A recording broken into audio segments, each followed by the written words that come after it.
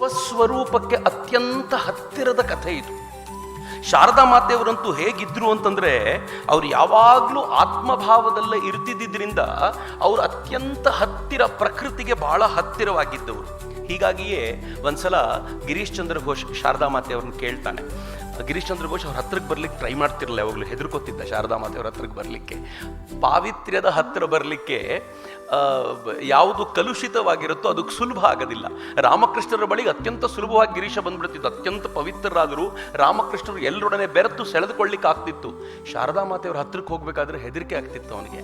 ಒಂದ್ಸಲ ಹೇಗೋ ಜಯರಾಮ್ ಬಾಟಿಗೆ ಹೋದಾಗ ಶಾರದಾ ಮಾತೆಯವ್ರನ್ನ ಕೇಳ್ದ, ಅಮ್ಮ ನೀನು ನಮ್ಮಮ್ಮನ? ಏನು ಚೆನ್ನಾಗಿದೆ ಪ್ರಶ್ನೆ. ಶಾರದಾ ಮಾತೆಯವ್ರು ಹೇಳಿದರು, ಹೌದು, ನಿನ್ನ ನಿಜವಾದ ತಾಯಿ ನಾನು.